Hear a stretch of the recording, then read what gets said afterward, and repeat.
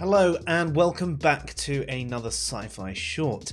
It's been a while since I've done one of these, but I figured it's about time we got back to doing them. If this is your first SciPhi Short, these are really quick and informative videos to hopefully pique your interest at a number of topics and then link to much longer detailed videos on these topics. And today we are going to be discussing moral realism. Moral realism, aka objective morality. There are several misunderstandings of moral realism, or objective morality. In this SciPhi Short, we will be discussing what is meant by objective, some common misunderstandings, and an overview of moral realism. As we mentioned in the previous short called Morally True, cognitivist ethical theories state that ethical sentences express propositions. A proposition is a bivalent truth-apt statement, therefore some of these propositions are true. The question is where the truth maker lies. In moral realism, the truth is considered to be objective, so we shall start with an overview of objective. So what does objective mean? When discussing morality, objective generally means something above personal opinion or based on facts. This means that something is right or wrong regardless of what you believe about it. This does not make it absolute or universal. For example, if we were to consider it is wrong to steal in an absolute sense, it would always be wrong to steal regardless of circumstance. Yet objectively, we could take context into account and consider there could be times where it is at least permissible. Objective can be used in normative ethics to describe the various ethical theories, such as utilitarianism or Kantianism. To elaborate, your opinion will not change the standard. For a utilitarian, maximizing pleasure and reducing suffering is the standard. To disagree with the hedonic calculation is to be wrong, at least under utilitarianism. These are regarded as objective standards. In this sense, objective doesn't necessarily mean it is correct either. If we consider a scientific theory that has been built on all the available evidence, it is objective. However, if new evidence is uncovered that falsifies this theory, it must be altered or thrown out entirely. It doesn't mean it was not objective, just that it was wrong or incomplete. The same can be said for these normative ethical theories. So what is moral realism? Well, moral realism is a cognitivist meta-ethical theory, which means that ethical sentences express propositions, and under realism, these propositions refer to objective features of the world. There is at least one objective moral truth or fact. This means there is at least one truth above opinion. That is to say, regardless of a person's or culture's opinion on the moral statement, it is still true. As an example, these statements could be objectively true. It is wrong to rape and torture toddlers for fun. It is good to help those less fortunate than us. It is immoral to kill people for being homosexual or atheist. It is moral to save someone from drowning. So, misunderstandings and misconceptions. There are several objections one might have to moral realism. Some of those are misunderstandings or misconceptions. These include, but are not limited to, misunderstanding, subjective and objective, special pleading, confusing descriptive and normative statements, confusing absolute and universal with objective, thinking if morality is not wholly objective, it means it's subjective, thinking if context can change the moral, then it's subjective, defining morality as personal morals and values, so it's subjective by definition. So as an example of some of the misunderstandings, we have a little conversation that could happen. Morality is subjective. Well, why do you think that? Different people have different views on it. So if I believe the sun orbits the earth, that makes it subjective? That's science, so that's different. But you said something is subjective if different people have different views on it. That applies to morality, not science. Why would that only apply to morality and not science? Because morality is subjective. Oh. So the issues of that dialogue, and there were a few, different people having different views on something is not what makes something subjective. Holding morality and science to different standards is special pleading.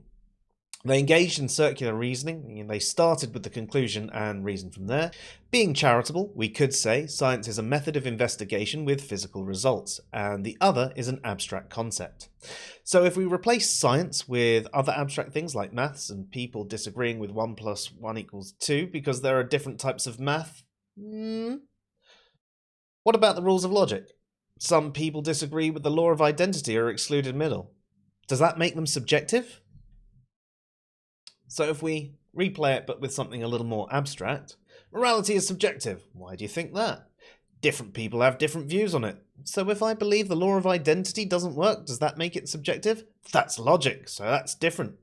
But you said something is subjective if people have different views on it. That applies to morality, not logic. Why would that only apply to morality and not logic? Because morality is subjective. Yep, that's still special pleading and circular reasoning. Other misunderstandings of subjective and objective. There is a definition of subjective that is from a mind, which is why morality or even philosophy as a whole are mistakenly concluded as subjective. This again would also mean the rules of logic, maths, and even the scientific method were subjective. In other words, this is not how subjective is used for these conversations. Other times it comes down to thinking if something is not objective, it is instantly subjective and can even include the conflation of objective with absolute, universal, or correct. That said, in the case of moral realism, we are saying that a moral statement is objectively true, so we would assume it is correct in that regard. Another issue with the subjective versus objective debate is confusing descriptive and normative statements. Descriptive statements, like descriptive dictionary definitions, describe how morality is being used, whereas normative statements describe how we ought to be using morality. Consider how we would describe someone is playing a game of football or soccer. Perhaps they're running down the pitch holding the ball in their hands, which is against the rules, so they ought to be using their feet.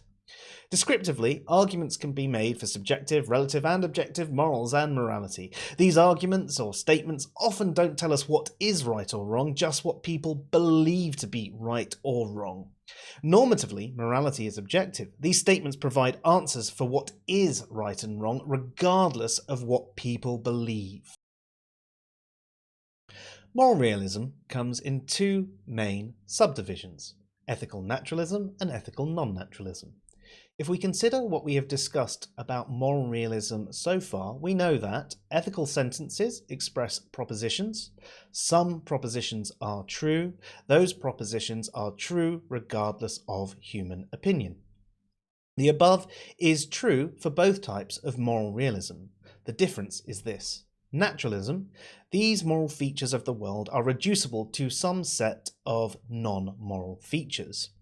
Non-naturalism is these moral features of the world are not reducible to any set of non-moral features. So what does that mean? The key difference there is if we can derive what is good or bad through naturalistic means. Or to put it another way, are good or bad natural properties? Would we reduce the good things to like feeling pleasure or the survival of the species? Or are there certain man-made duties like responsibility to one's family and paying one's debt? Moral realism is the cognitivist meta-ethical theory that states there is at least one objective moral truth. Objective, when discussing morality, means above personal opinion.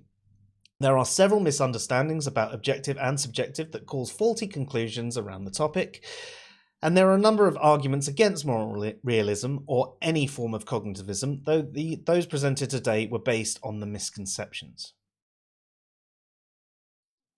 So that's the end of this short. Hope you enjoyed the presentation. Please let me know what you liked about the presentation or what you found interesting about the arguments for and against.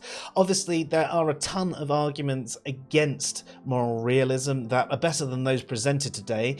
What I was trying to present was some of the misconceptions that come out about moral realism, rather than go into detail about every little nuance. this is just laying the foundation. Dave and I do go into a bit more detail in objective morality, be realist, and if you are interested in that sort of thing, then please check out that video and let us know that you want to know more about it, and we can delve into more detail about ethical naturalism, ethical non-naturalism, arguments for and against objective morality, and all the other positions. Anyway, that's it from me. I'm Joe, and you've been watching the SciPhi Shortz.